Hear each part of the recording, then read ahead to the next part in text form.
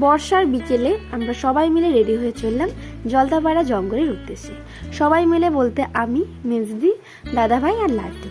তো আমরা বাইক নিয়ে বেরিয়েছিলাম, আর তখন একটু একটু বৃষ্টি পড়ছিল। তো ঘোরার ইচ্ছে হলে বৃষ্টি রৌদ্র কিছুই বাধা মানে না।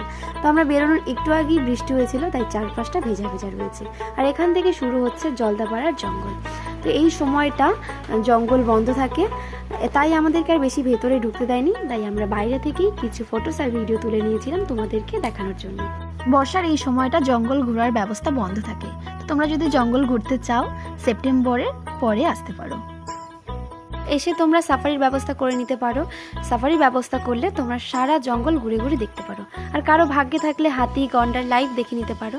আর এই যে এই জঙ্গলগুলো দেখতে পাচ্ছ, এগুলো কিন্তু কোনো জঙ্গল নয়, এগুলোর নাম হচ্ছে ঢেকি শাক। আমাদের উত্তরবঙ্গের মানুষরা এটা খেয়ে থাকে।